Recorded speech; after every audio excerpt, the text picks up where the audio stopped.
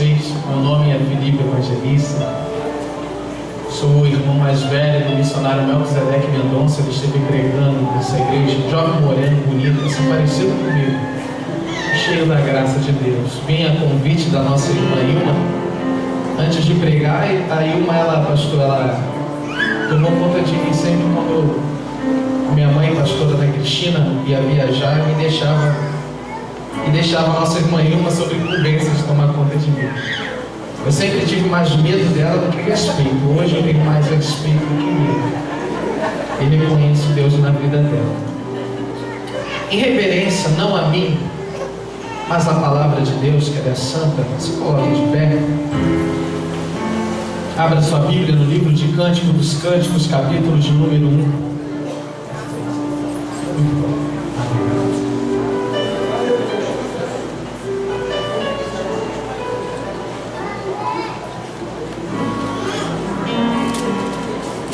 Também quero fazer uma correção aqui, que eu não sou evangelista. É somente meu nome. Uma vez entraram a gente sempre está pregando aí numa reunião de ministério dos pastores, eles perguntaram: afinal de contas, que carro você tem? Eu falei: meu carro está no livro de João, capítulo 4, verso 23. Mas a hora vem e já chegou, em que os verdadeiros adoradores adorarão ao Pai em espírito e em verdade. E quer cargo maior do que esse, porque Satanás ele não tem medo de evangelista, Satanás não tem medo de profeta, Satanás ele não tem medo de pastor, ele até respeita a autoridade que há sobre a vida desses cargos. Porém, Satanás não fica no lugar onde se encontra um verdadeiro adorador. Porque eu nunca vi na Bíblia Sagrada um profeta colocar Deus de pé. Eu nunca vi na Bíblia Sagrada um evangelista, um diácono colocar Deus de pé. Mas quando um adorador se põe a humilhar, se humilhar diante de Deus, a Bíblia fala, a Bíblia que está dizendo que o meu Deus se quebranta o coração, um coração quebrantado e contrito, meu Deus não despreza. E se tiver apenas 2 adoradores aqui nessa igreja, um deles sou eu, e eu sei que aí tem mais. Livro de Cântico dos Cânticos, capítulo de número 1, verso de número 6. Todos acharam?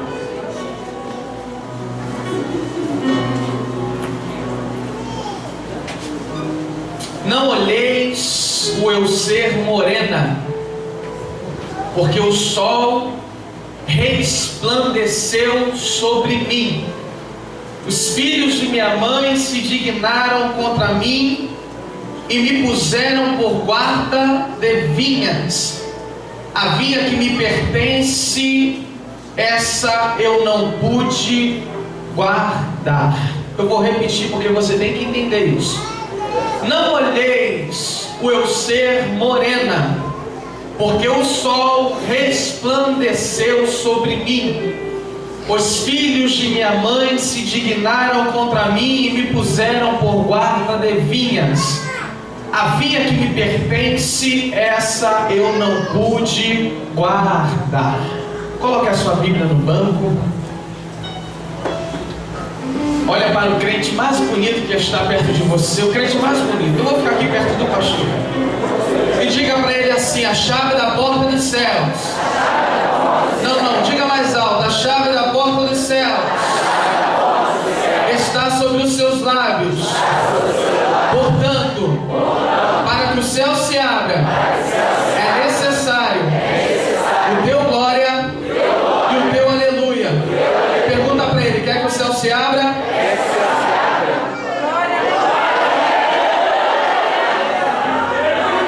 Tome o seu assento em nome de Jesus.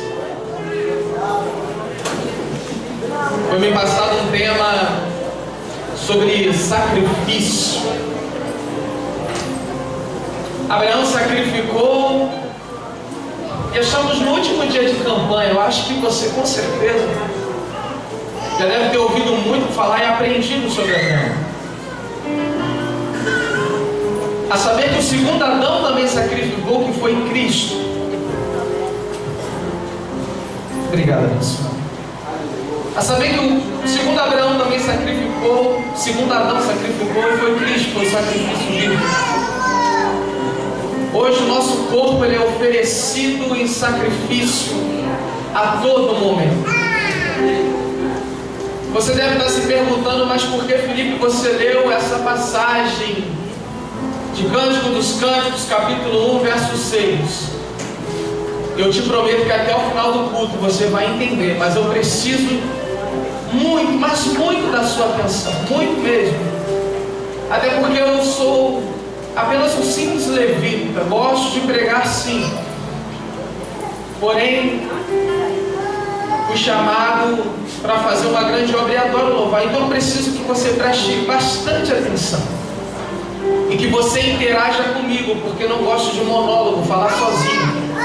Eu gosto de um diálogo, eu gosto de compartilhar com você a mensagem. Porque não adianta você rodar, pular e a mensagem não está no seu coração. Eu aprendi, muito bem ensinado pela minha pastora, que o que muda a vida de um ser humano não é somente o poder de Deus através de um hino, de um corinho. O que muda o ser humano é a palavra. O que muda o ser humano é a Bíblia. Você um dia ouviu a palavra, por isso você está aqui. Agora eu quero que você pense comigo num camarada bonito. Pensa num camarada bonito agora. Não estou falando de Caio Castro não, de Calma Raymond não. Imagina comigo um camarada bonito. Muita gente olhou para o pastor da igreja. Não. Pensa num camarada ainda mais bonito que o pastor da igreja. Não olha para mim não, abençoado. Não, imagina, pensa numa pessoa bonita. Eu estou dizendo bonita. Pensou nele. Agora imagine essa pessoa bonita e inteligente. Pensa num camarada bonito. As garotas tudo deu glória, glória. Pensa num cara bonito e ainda por cima inteligente. Pensou nele? Não para por aí não. Além dele ser bonito, inteligente, pensa que ele tem muito dinheiro, que ele é príncipe. Ai de nós se Salomão fosse nesse tempo. O nome desse cara era Salomão. E como todo ser humano, a história do ser humano é começo, meio e fim. Salomão teve uma história que teve um começo, tem um meio e tem um fim. A saber, o livro de Eclesiastes ele escreveu já estando na sua velhice. O livro de Provérbios foi no auge dos seus pensamentos, da sua sabedoria. Porém, o livro de Eclesiastes, Salomão escreveu na sua juventude, quando ele era ainda moço, ele ainda era jovem. A Bíblia diz que Salomão, o camarada, era bonito, inteligente, filho de rei, que ele tinha por volta de 700 mulheres e 300 concubinas. O que é isso? Ele se deitava com uma mulher aqui, e para ele se deitar com a mesma mulher só depois de 2 anos e 6 meses aproximadamente. O cara era o cara do momento.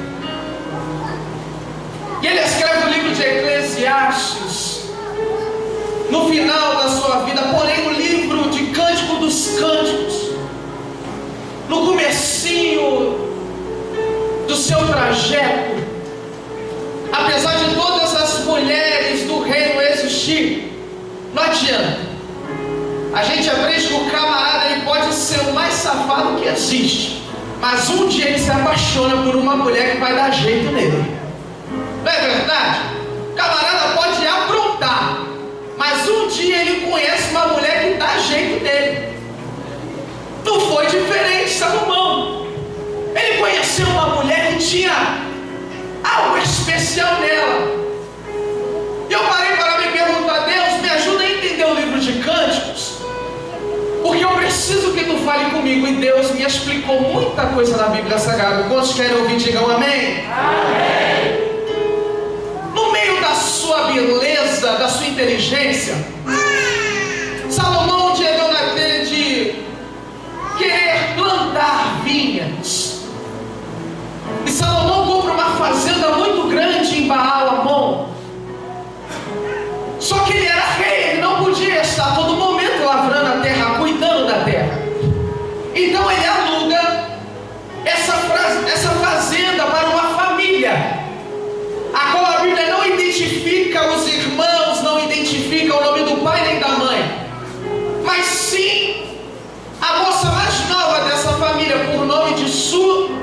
sunamita.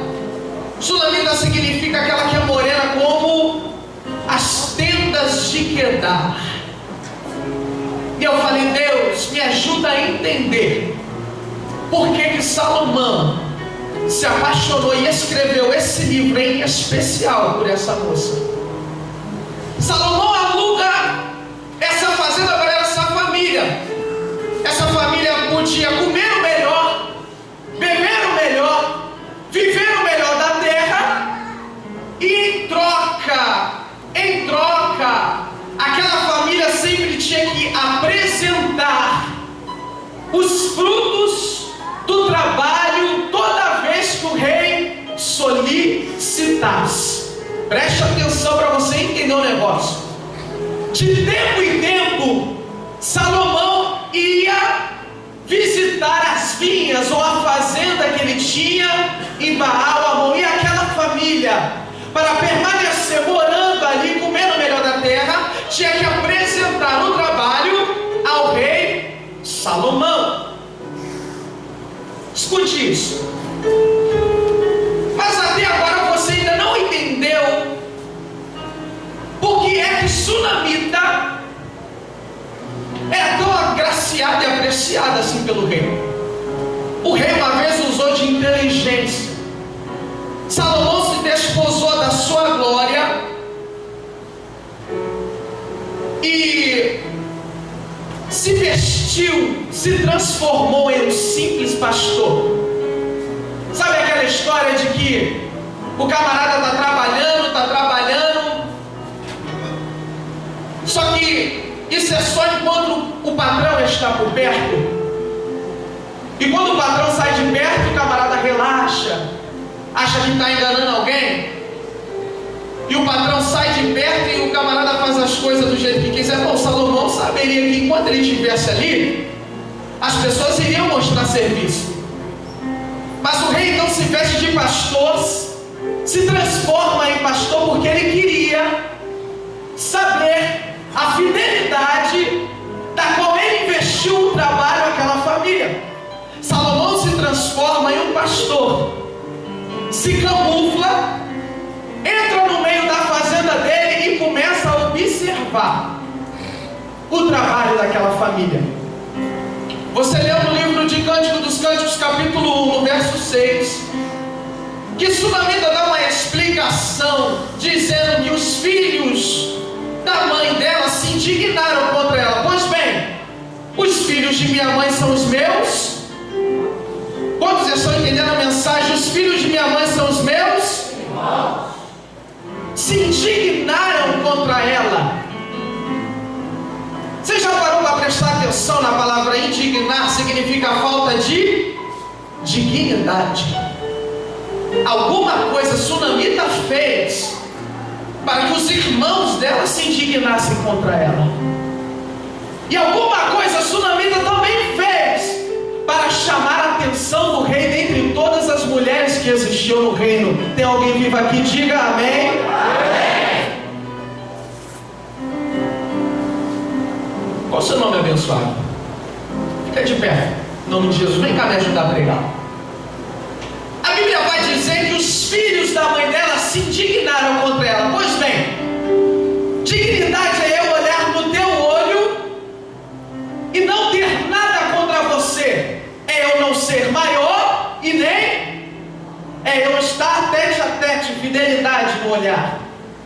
E a Bíblia vai dizer que os filhos, os irmãos dela se indignaram contra ela. Deixa eu explicar para você o que aconteceu. Abaixa um pouquinho, abençoado. Olhe para cá, abaixa, isso.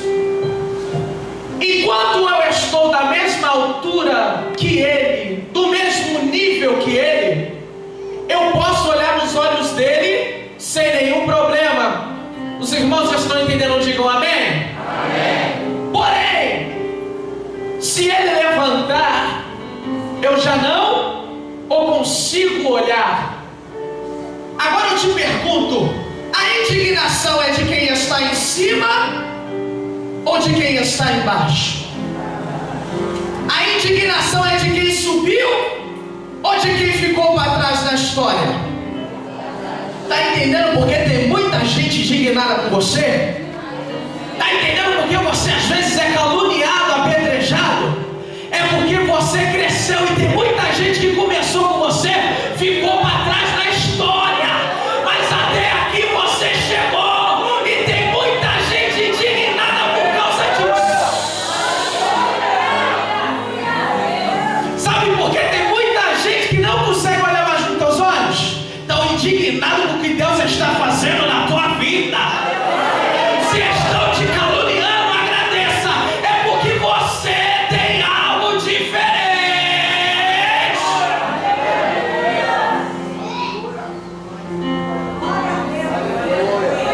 A indignação nunca é para quem está em cima. A indignação é para quem sempre está embaixo. Porque ficam inconformados. Ficam se perguntando, os filhos de Deus, o que ela tem diferente. Porém, a indignação causa revolta, a revolta causa rebelião. E rebelião é pecado de feitiçaria perante a Deus. Você sabia disso? Tem muita gente que acha que rebelião, pastor, é simplesmente abrir uma igreja do lado e arrastar meia dúzia de membros. Rebelião não é isso. Rebelião é acabar o culto e um grupinho, chamado grupinho da fofoca, falar mal do pastor. Rebelião não é somente uma grande catedral se formar por desobediência, não. Rebelião é falta de obediência contra o líder. Rebelião é falta de obediência, é falta de temor contra o responsável da igreja, contra o responsável do grupo. Enquanto você obedece, você não é um rebelde. Porque rebelião vem de rebelde. Rebelde é falta de obedecer. Estamos vivendo numa época em que pecado parece que é só fornicar e adulterar. Mas aos olhos de Deus, desobediência é rebelião. E rebelião é pecado de feitiçaria. A Bíblia vai dizer que rebelião é pecado de feitiçaria. E no livro de Apocalipse vai logo dizer: e ficarão de fora os feiticeiros. Cuidado com o que você fala e de quem você fala, porque senão você vai ficar de fora. Então se indignaram contra ela. Bom, o que fizeram? Pegaram o trabalho dela, porque Sunamita tinha uma vinha. Sunamita guardava uma vinha, uma parte da vinha, os irmãos guardavam outras. Então Salomão observou esse trabalho, o zelo que Sunamita tinha. Escuta isso que você vai entender o negócio, como é interessante.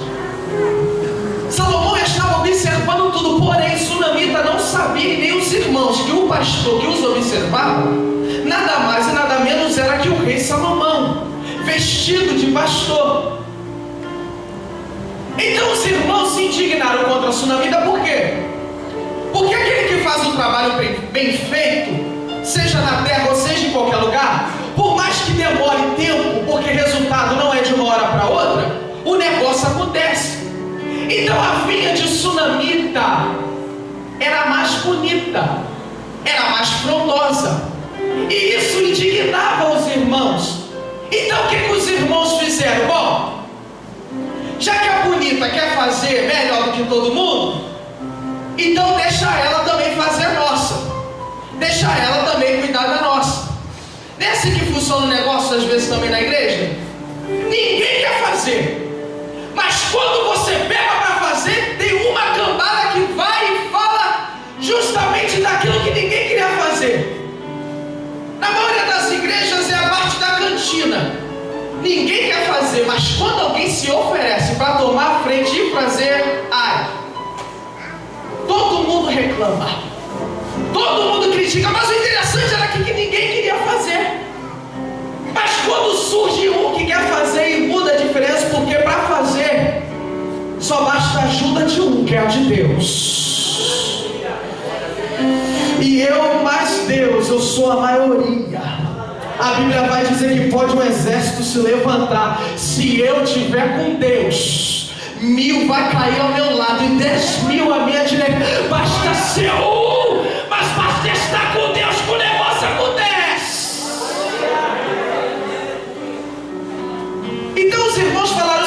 Bom, ela quer fazer, então ela vai cuidar de tudo agora. É aqui que entra o sacrifício. O meu corpo se torna um sacrifício. Por quê, Felipe? Ela tinha que cuidar da vinha dela e da vinha dos irmãos dela. Por quê?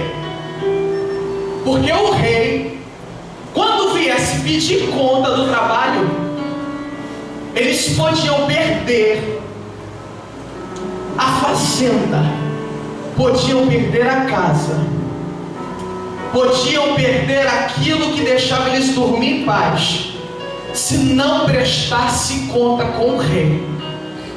E Sunamita sabia disso. Então ela se pôs a trabalhar por ela, dentro do negócio. Ela se pôs a trabalhar por ela e pelos irmãos dela. Só que guardar a vinha não é assim tão fácil. Por quê? Quando eu planto uma vinha, a primeira coisa que tenho que é a lógica.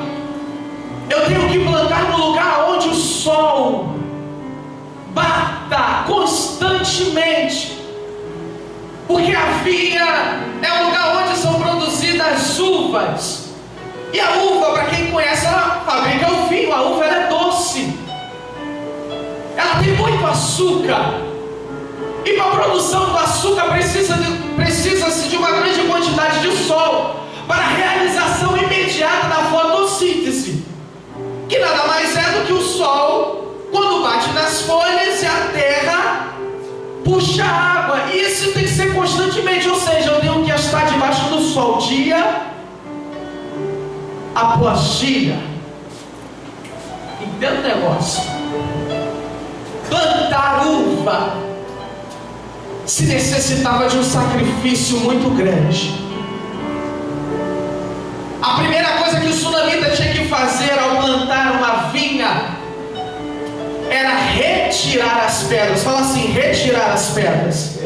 Não, fala para o teu irmão, retirar as pedras. Qual era a dificuldade disso? Porque quando eu ando, eu vejo uma pedra, então logo eu a retiro. Porém, pedra é igual a iceberg. A maior parte dela não está em cima. As pedras, elas estão por baixo. O que impedia o crescimento da raiz de uma vinha não estava por cima, estava por... E só há um jeito de eu retirar uma pedra que está embaixo da terra, porque ela não está à vista. Só há um jeito de eu retirar uma pedra que está embaixo da terra. É cavando.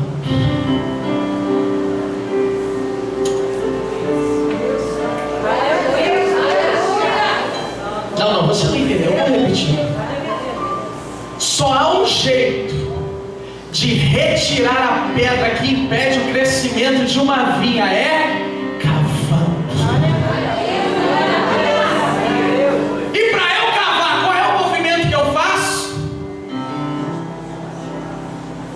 Eu me abaixo e com as minhas mãos, eu começo a remexer a terra. Felipe, qual é o problema? Qual é o trabalho nisso, a dificuldade? É porque eu cavando há duas possibilidades. Quais são? Uma, de eu encontrar uma pedra, e a outra, de eu não encontrar uma pedra. Então eu cavar pode por um momento me frustrar, porque quando eu cavo e não encontro nada, me dá um desânimo. E só há uma solução. Só há uma solução. Fala para o teu irmão, cave o terreno todo. Não cave só de um lado. Se você não achar de um lado, você acha do outro. Mas aquilo que impedia o crescimento da tua vinha, hoje você vai achar e vai retirar dela, porque a sua vinha vai crescer. Não, você não entendeu. Eu vou repetir porque o glória a Deus foi muito pouco. Fala pro teu irmão, a sua vinha a partir de hoje vai dar fruto, vai florescer, vai florescer.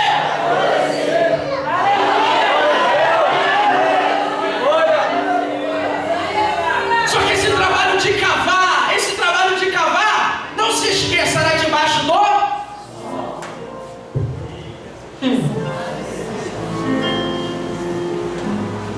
E trabalhar debaixo do sol não é fácil. Ali ela tem que cavar o terreno todo, procurar pedra por pedra, tirar a pedra. Ela não podia esquecer de fazer uma coisa, que era cercar a vinha dela. Você vai ver no livro de Cântico dos Cantos, se eu não me engano, capítulo 2, versículo 8, que ela vai falar para o pastor: apanha-me as raposas, as raposinhas, que fazem mal à nossa vinha, porque a nossa vinha está em flor. Sabe por que ela fala isso? Ela não pôde cuidar da vinha dela, e um dos cuidados que ela tinha que ter era de cercar a vinha. Você sabe o que é uma cerca? Vem cá, pessoal, de novo. Vem cá, você. Gostei de você. Vem cá. Deve ser porque a gente é levita. Vem cá, pessoal. Vem cá, Márcio. Vem cá. Eu gosto. Não estou ainda me sentindo à vontade disso? Segura na mão dele. Cerco. Ela tinha que cercar as vinhas. Sabe por quê? Porque quando a vinha dava o seu fruto, uma ninhada de lobo vinha de fora e invadia a vinha. E para que servia a cerca? Para aqueles lobos não entrar e destruir a vinha. E o que é uma cerca? É nada mais e nada menos do que isso aqui, ó. Finge que eu sou lobo. Olha a cerca. Olha o lobo querendo entrar. Ó. Ó. Ó. Ó. Porém, se não tiver cercado o negócio, o lobo vem e entra. Porém, se forem mas dois, um cordão de 2 dobras, ele é mais difícil de se quebrar. A unidade, o cerco, por menor que seja o grupo, ou por maior que seja a vinha, se estiver cercado, quando o lobo vinha destruir a vinha, ó, o lobo não consegue entrar, porque uma igreja cercada, uma igreja unida, o lobo não consegue entrar e destruir. Mas Felipe, escuta só um negócio. Sunamita tinha que construir uma cerca, porém ela estava sozinha, trabalhando embaixo do... E o rei estava a todo momento a observando. Escuta, mas não tem lógica isso, porque a gente conhece uma raposa, pastor. A raposa, ela é carnívora. Pois bem, realmente. E carnívoro não come uvas, ok? Porém, se você estudar um pouquinho, a caule de uma videira segue-se a raiz dela até o sol. E na raiz de uma videira existe uma proteína que ao faro de uma raposa ela é perceptível ao cheiro de carne. Na raiz de uma videira a raposa percebe o cheiro de carne e também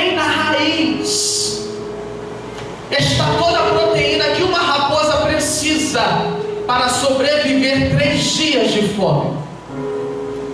Ou seja, quando uma raposa iria entrar numa vinha, ela não vinha para comer os frutos da vinha, porque os frutos da vinha de nada serviam para a raposa. Presta atenção no âmbito espiritual.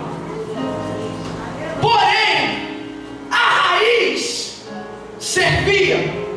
A raposa, ela entrava na vinha que não estava cercada, ela cavava e comia a raiz daquela vinha. A Bíblia vai dizer no livro de Jó que pode até uma planta ser cortada e envelhecer na terra a sua raiz e morrer no tronco o seu pó, que é o cheiro das águas, pastor. O que vai acontecer? Ela brotará e dará ramos como uma planta nova. Agora,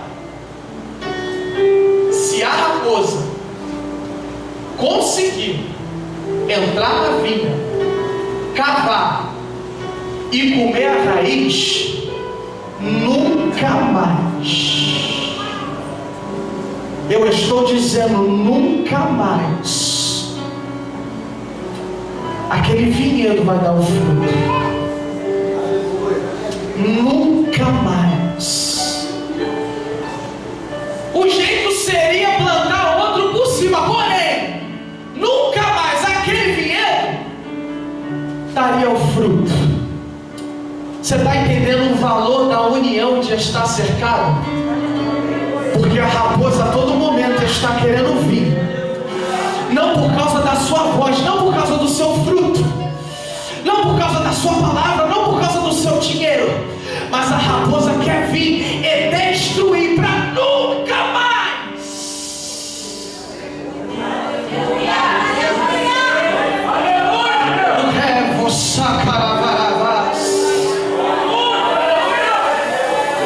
Eu estou sentindo Jesus aqui. E Sunamita precisa cercar a vida dela, porque ela sabe que a raposa está vindo aí. Só que os irmãos de Sunamita deixaram ela trabalhando sozinha. E o problema de tudo é que ela tinha medo que o rei voltasse a qualquer momento e ela não pudesse oferecer ao rei o fruto do seu trabalho. Então Sunamita preparou o cerco, preparou a plantação, e tudo aquilo que eu planto um dia eu vou. Dá-se uma primavera a outra, os frutos aparecem. Só que fruto, pastor, ele é verde, ele amadurece, e se eu não consumir, o que acontece? Ele apodrece. Tudo aquilo que eu plantei, se eu não utilizar corretamente, vai apodrecer e se perder com o tempo. É muito forte isso. Então, além de ter uma cerca, e além de eu retirar as pedras, no vinhedo eu tenho também que ter um lagar, para transformar o meu fruto em vinho. É aqui que está o segredo dessa mensagem.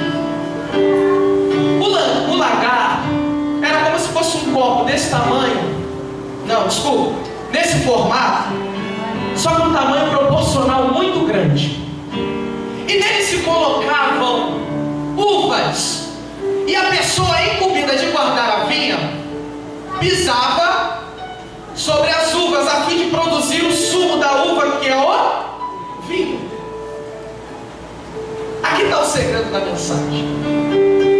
A mensagem é sobre sacrifício, e eu sou um sacrifício vivo, e ofereço sacrifício de louvor. Lembre-se que ela tinha que pegar as pedras, tirar as pedras, fechar o cerco, tudo isso embaixo do... E além disso, ela tinha que pisar as uvas embaixo do... Só que o sol, gente, sol, estou dizendo sol. O que o sol faz? Ele queima a pele. Hoje em dia a gente ainda tem produtos de beleza, As pessoas se bronzeiam sem problemas de pele. Só que naquele tempo não existiam produtos de beleza. Então o sunamita trabalhava debaixo do sol, cuidando da vinha para os irmãos, para não perder o direito de moradia, porque o rei a qualquer momento podia voltar e ela tinha que ter um trabalho em mãos para apresentar ao rei. Ela pisava uvas, e enquanto ela pisava uvas, o sol batia sobre ela e a queimava. Ela não teve tempo de cuidar da aparência. Ela se tornou um sacrifício.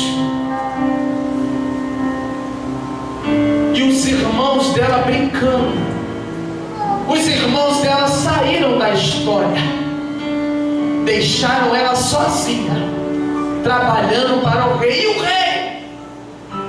Cadê o rei nessa história que parece que ele não está vendo o trabalho dela? Dá a impressão de que o rei está sentado numa cadeira no palácio, e depois ela tinha que apresentar o trabalho para o rei e ficou por isso mesmo. Só que enquanto ela achava que o rei não estava vendo nada, o rei estava em silêncio, mas estava observando o trabalho dele. Não, você não entendeu. Até parece que Deus não está te vendo em alguns momentos. Parece até que você é injustiçado, mas Deus está te vendo.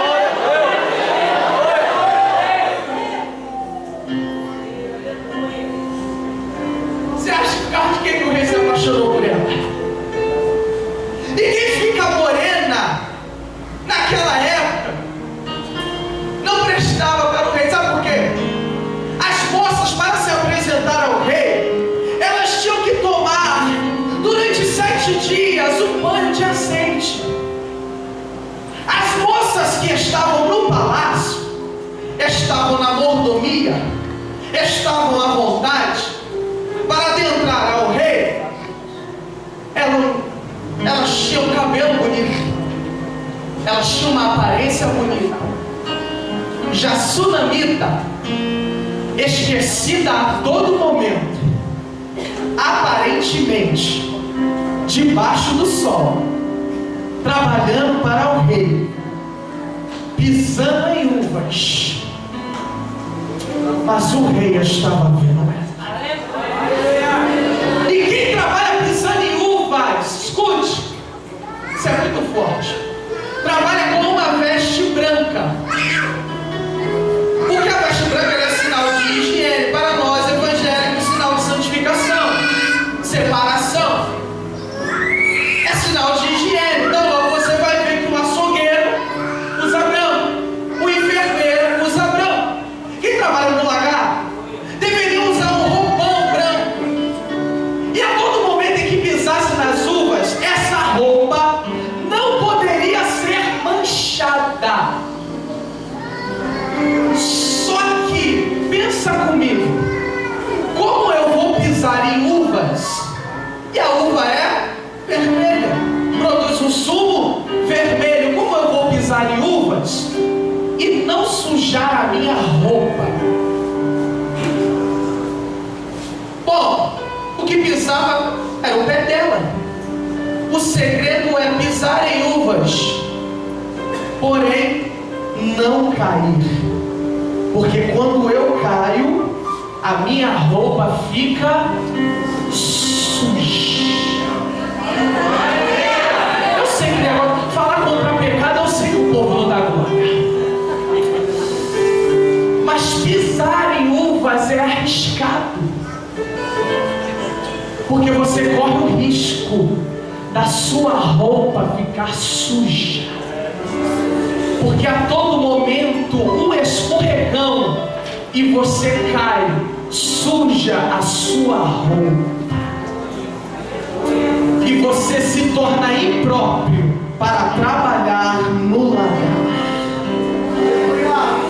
Então o que acontece, Felipe? Pois bem, se eu cair, eu paro o que eu estou fazendo, troco as minhas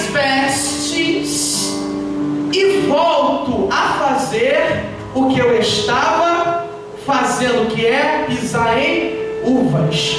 Sabe qual é o problema da igreja? É que tem muita gente com roupa suja que continua pisando em uva. Tem muita gente que caiu e em vez de trocar de roupa, prefere continuar trabalhando sujo. Mas eu quero te falar algo. Cuidado, porque o rei está vendo.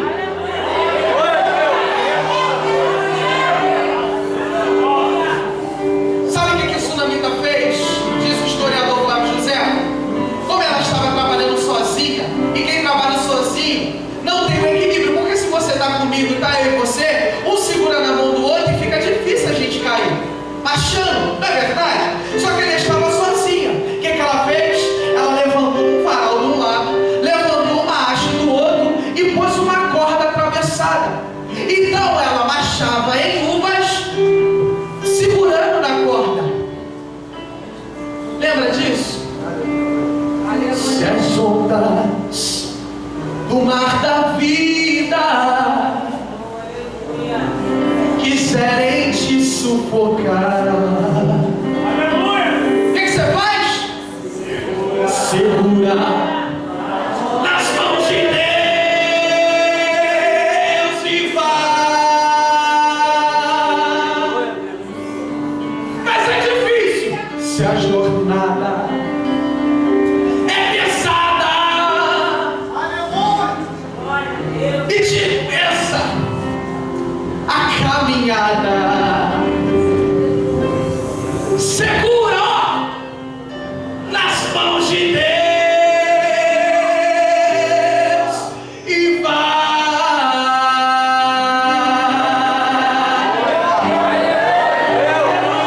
Segura nas mãos de Deus, segura. Estava achando que revarava céu. Ela vai te sustentar. O sol pode estar queimando sobre a tua cabeça, mas o rei está te vendo. Não se preocupa, Deus não é injusto, Ele está te vendo. Se coloque de pé em nome de Jesus.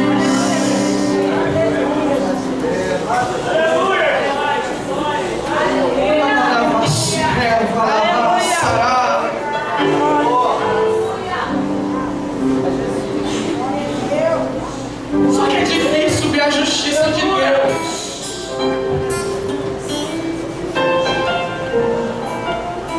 O rei estava a todo momento vendo Sunamita, observando o trabalho dela.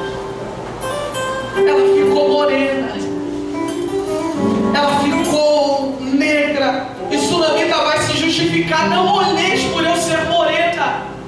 Ela estava se justificando, porque as pessoas olhavam para ela e discriminavam ela pela cor dela, mas mal sabiam ela que ela tinha ficado dessa cor, porque ela estava trabalhando com o rei a todo momento. Isso é sacrifício. Sacrifício é tudo aquilo que é impossível de eu fazer aos olhos humanos, mas eu faço para o meu rei, porque vai valer a pena. Vai valer a pena. E a resposta maior está no livro de Cântico dos Cânticos, capítulo 8, versículo 7. Quando o rei se apresenta para Sunamita, ela com vergonha vai dizer: rei, por favor, não olhe para mim, porque o sol queimou sobre mim. O rei calado. O rei viu, o rei sabia. O rei coloca ela dentro do carro principal dela. O rei coloca ela no melhor carro. E de Baal, Amon, Salomão segue com Sunamita para Jerusalém. As moças que estão em Jerusalém, com certeza, quando olharam para Sunamita, viram a cor dela moreninha.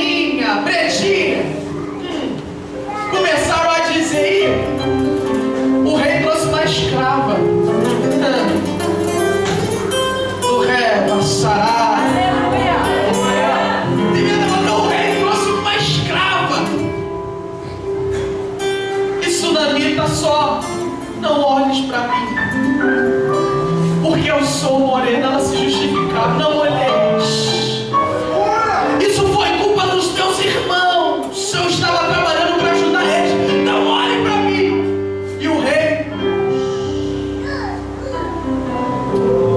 pega a Sunamita, coloca no melhor carro, e quando vai chegando em Jerusalém,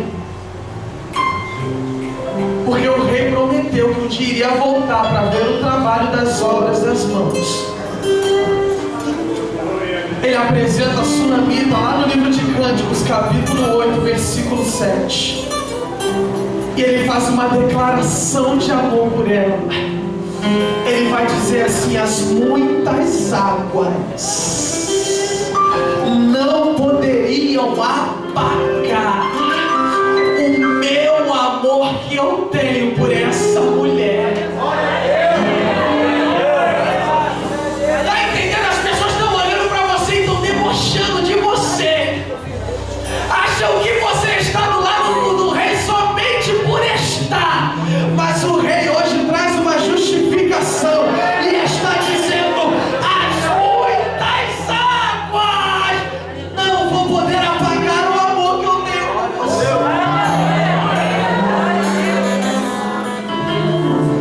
Será que valeu a pena ser esquecido por um momento? Será que valeu a pena sacrificar? Será que você nunca se perguntou isso? Será que vai valer a pena?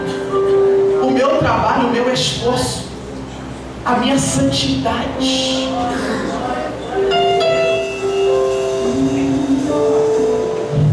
Glória a Deus. Aleluia.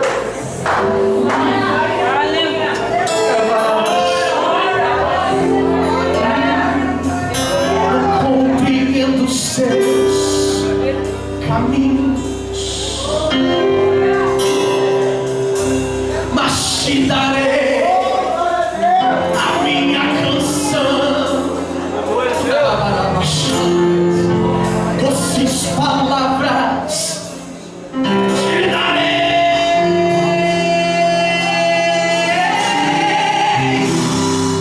me sustentas em minha dor. Aleluia. E isso me leva mais perto de ti, mais perto dos teus caminhos.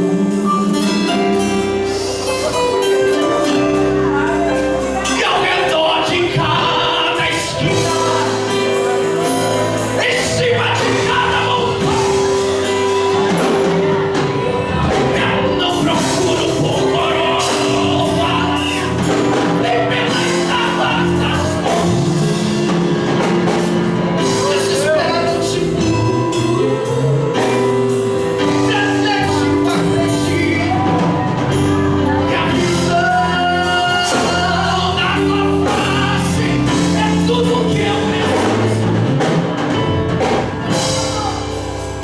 E te direi: vai valer a pena,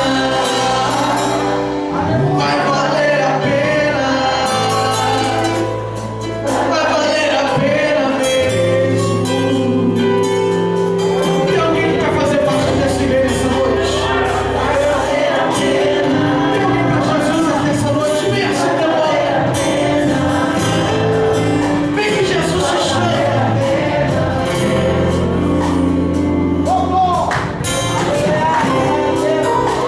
Não compreendo, Senhor, eu queria compreender os teus caminhos, mas te darei a minha canção, doces palavras